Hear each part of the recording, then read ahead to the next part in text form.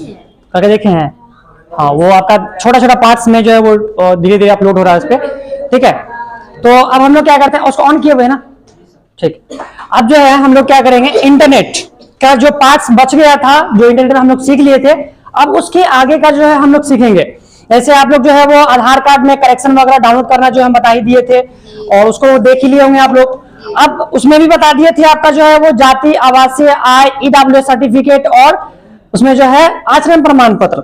EWS certificate उस दिन हम क्लियर नहीं कर पाए थे, ठीक है ना, तो आचरण प्रमाण पत्र भी हम आज बता देते हैं थोड़ा सा फिर से एक बार, ठीक है ना। तो ये जो ईडब्ल्यूएस सर्टिफिकेट होता है, इसका फुल फॉर्म होता है इकोनॉमिकली वीकर सेक्शन, ठीक है ना। इकोनॉमिकली वीकर सेक्शन होता है, जिस तरीके से एससी एसटी वाले लोग जो होते हैं ना, वो जाति प्रमाण पत्र बनाते हैं, तो उन लोगों को क्या होता है, कहीं फॉर्म भरते हैं तो वो छूट मिलता है 10% 15% जो होता है उसमें छूट मिलता है। तो उसी तरीके से जनरल वाले भी हैं, अगर जनरल वाले लोग जो है वो चाहते हैं कि हमको भी छूट मिले, क्योंकि जनरल वाले को ज्यादातर जो है वो छूट नहीं मिलता है, तो वो लोग भी चाहते हैं कि हमको भी छूट मिलना चाहिए, क्योंकि जनरल वाले सभी लोग तो अमीर होते नहीं है। ऐसा तो नहीं है ना कि सब जो जनरल में पैदा हुआ है, जो जिनका जन्म जनरल में हुआ है, वो एकदम अमीर ही होंगे, ऐसा तो नहीं है। जनरल में भी कुछ गरीब लोग होते हैं। तो इसके लिए क्या किया है भारत सरकार जो है, एक ईडब्ल्यूएस सर्टिफिकेट जो है ना बनाने का प्रस्ताव दे दिया कि आप ईडब्ल्यूएस सर्टिफिकेट बनाइए, आपका बन जाता है तो फिर अब जो है ना आपको भी हम जो है वो क्या करेंगे, ये देंगे, छूट देंगे, ठीक है ना। तो इस तरीके से ईडब्ल्यूएस सर्टिफिकेट का full form economically weaker section होता है। इसका उपयोग करके आप कहीं भी 10%, इससे ज्यादा नहीं है, 10% का छूट कहीं पर भी आप ले सकते हैं, जब वहां पे अप्लाई होगा तब। जैसे अगर आप इसका फॉर्म भर, एसएससी का फॉर्म भर रहे हैं, तो वहां पर अगर ईडब्ल्यूएस सर्टिफिकेट अप्लाई करने का ऑप्शन दे रहा है तो ठीक है, तब वहां पे आप छूट ले सकते हैं। अगर ईडब्ल्यूएस सर्टिफिकेट अप्लाई करने का ऑप्शन नहीं दे रहा है तो वहां पर आप वो चीज अप्लाई नहीं कर सकते। अब बात आती है कि आचरण प्रमाण पत्र क्या होता है। तो आचरण प्रमाण पत्र यानी कि आपका कैरेक्टर सर्टिफिकेट।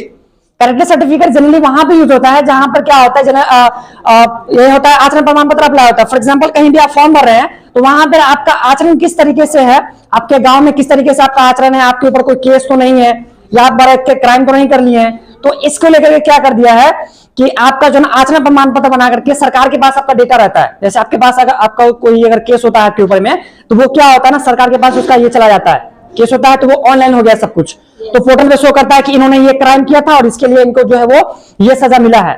तो उसके लिए क्या कर दिया है कि आप कैरेक्टर सर्टिफिकेट बनाइए, कैरेक्टर सर्टिफिकेट अप्लाई कीजिएगा। अप्लाई करने के बाद जो है वो आपके नियरेस्ट पुलिस स्टेशन में जो आपका करीबी थाना होगा ना, वहां पे है ना वेरिफिकेशन के लिए वो फॉर्म को सबमिट किया जाएगा, वो बिहार सरकार की तरफ से ही होता है, तो वो सबमिट किया जाएगा। और वहां पे जाकर के और आपको क्या होता है, आपको पुलिस जो है ना स्टेशन में बुलाती है कि आप आइए, पुलिस स्टेशन में आपको बुलाती है और बुलाती है कि आपका वेरिफिकेशन के लिए जो है ना आपको आना पड़ेगा, या कभी कभी पुलिस अपने भी आ जाती है घर पे, तो आपको चेक करती है, आपका डिटेल्स वगैरह चेक करने के बाद जो है आपको देखती है कि आपके ऊपर केस तो नहीं है, तो वो क्या करती है वेरीफाई करके आपको क्या करती है उस फॉर्म को आगे सबमिट कर देता है, तो आपका आचरण प्रमाण पत्र जो है बन जाता है। लेकिन अगर आपके ऊपर कोई केस रहता है तो फिर आचरण प्रमाण पत्र आपका जो है वो नहीं बनता है। वो क्या करते हैं वहां पे लिख देते हैं कि इनके ऊपर जो है वो कोई केस है, तो वो क्या होता है आचरण प्रमाण पत्र फिर नहीं बनता है, ठीक है।